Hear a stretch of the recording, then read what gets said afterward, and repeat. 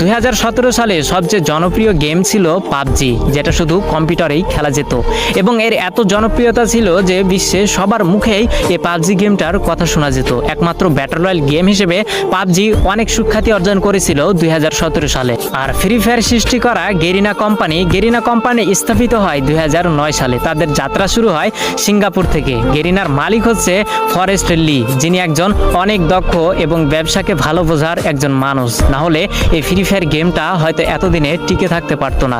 তো 2009 সাল থেকে গেরিনার যাত্রা শুরু হলেও তারা কোনোভাবে কোনো গেমে সাকসেস পেল না, সবকিছুতেই তারা ফেল হয়ে গেল। একের পর এক ভিডিও গেম রিলিজ করেও মানুষের মন জয় করতে পারছিল না। তো 2014, 15, 16 সালে গেরিনা বেশ কয়েকটি গেম মানুষের সামনে উপস্থাপন করে, কিন্তু এত পরিমাণ ভালোবাসা এবং এত পরিমাণ জনপ্রিয়তা পায়নি গেরিনা কোম্পানি ওই অন্য গেমগুলোতে। কিন্তু সবকিছুতেই একটা টার্নিং পয়েন্ট থাকে, যেটা 2017 সালে গেরিনা কোম্পানিকে তাদের মোড় ঘুরিয়ে দিয়েছিল।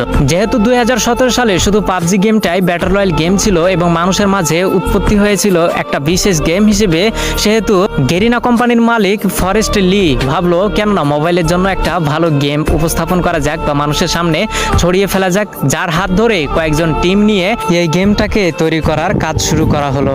2017 সালে সর্বোচ্চ ব্যবহৃত গেম হচ্ছে পাবজি এবং সবার মাঝে জনপ্রিয়তা পায় পাবজি, কিন্তু কম্পিউটারের মাধ্যমে। ফোনের মাধ্যমে এই পাবজি গেম এতটা জনপ্রিয়তা পায়নি। সেই সুযোগটাকে কাজে লাগিয়েছে গেরিনার কোম্পানির মালিক ফরেস্ট লি তৎক্ষণাৎ ভেবে উঠলো যে মোবাইলের জন্য একটা গেম তৈরি করা যাক, যে গেমটি অনেক কম দামি ফোনেও যেন সাপোর্ট খায়। তো যার জন্য কয়েকটি টিম গঠন করে গেরিনার কোম্পানি ফরেস্ট লি কাজ করা শুরু করলো। 2017 সালের প্রথম দিকে এই ফ্রি ফায়ারটাকে তৈরি করা শুরু করলেও 23 আগস্ট 2017 সালে এই গেমটাকে পুরো বিশ্বে ছড়িয়ে দেয় গেরিনা কোম্পানির মালিক ফরেস্ট লি, যেটি একটি সিঙ্গাপুর কোম্পানি এবং সিঙ্গাপুর থেকে এর হেডকোয়ার্টার এবং পুরো গেমটাকেই পরিচালনা করা হয়। তো 2017 সালে যখন সাধারণ মানুষ সাধারণ ফোনে এই গেমটাকে খেলতে পারতো, তখন পাবজির জনপ্রিয়তা ধীরে ধীরে কমতে শুরু করলো এবং যেহেতু কম দামি ফোনেও ফ্রি ফায়ার গেমটাকে খেলা যেত, যার জন্য সবাই এই ফ্রি ফায়ার গেমে ঢুকে পড়লো। তার দেখা দেখি পাবজিও 1 বছর পরে তাদের মোবাইল ভার্সন বের করলো, কিন্তু অনেকটা দেরি করে ফেলেছিল পাবজি, কারণ সাধারণ মানুষের মনে এই ফ্রি ফায়ারটা অনেকটাই জায়গা করে নিতে পেরেছিল। তো পুরো বিশ্বে ফ্রি ফায়ার গেম এমন এমন রেকর্ড গড়েছে যা হয়তো আগামী বছরে কোনো গেম এই রেকর্ডগুলোকে ভাঙতে পারবে না। তেমনই দুটি জনপ্রিয় রেকর্ড হচ্ছে 2019 সালে সর্বাধিক প্লে স্টোর থেকে ডাউনলোড করা গেম হচ্ছে ফ্রি ফায়ার গেম, যার জন্য প্লে স্টোর থেকে তাকে অ্যাওয়ার্ড দেওয়া হয়, এবং 2020 সালে দৈনিক 80 মিলিয়ন অ্যাক্টিভ ইউজার এই গেমটি অর্জন করে ধরে রাখতে পেরেছিল, যার জন্য এটি একটি বিশ্ব রেকর্ড হয়েছিল। হয়তো আজ পর্যন্ত অথবা পূর্বে অথবা আগামীতে এই রেকর্ডটি ভাঙতে পারবে না কোনো গেম। তো এগুলোই ফ্রি ফায়ারকে জনপ্রিয়তা পাইয়ে দেয়নি, জনপ্রিয়তা পাইয়ে দিয়েছে 2017 সালে এই মোবাইল ভার্সন বের করে।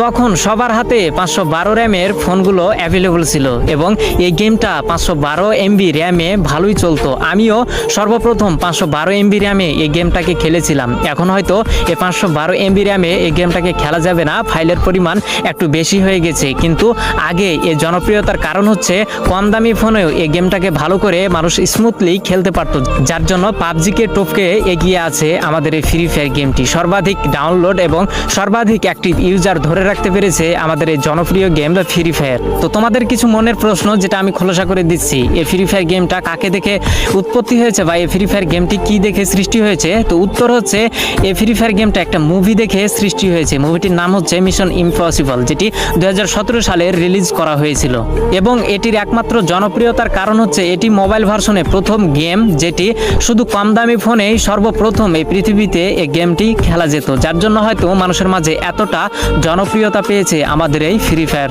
তো তোমরা অনেকেই আছো তোমাদের বন্ধু বান্ধবের সাথে তর্ক করো ফ্রি ফায়ার গেম আগে এসেছে, পাবজি গেম আগে এসেছে। তো এর উত্তর হচ্ছে পাবজি গেম কম্পিউটার ভার্সনে সবার আগে এসেছে এবং ফ্রি ফায়ার গেমটি মোবাইল ভার্সনে সবার আগে এসেছে। তো তোমাদের কাছে আমি প্রশ্ন রাখলাম, তাহলে কোন গেমটি আগে এসেছে? আসলে দুটো গেমই একসাথে এসেছে। তারপরেও জানি না পাবজি কেন ফ্রি ফায়ারের উপরে এত কেস বসিয়ে দিচ্ছে। আসলে ফ্রি ফায়ারকে এতটা জনপ্রিয়তা হতে দেখে হয়তো নিচে নামানোর জন্যই এসব কাজ করছে পাবজি। তবে ফ্রি ফায়ার গেম যেহেতু নন কপি, সেহেতু এই ফ্রি ফায়ার গেম আরও সামনে এগিয়ে যাবে, তাকে কেউ বাধা দিয়ে রাখতে পারবে না, এটাই হচ্ছে বাস্তবতা। তো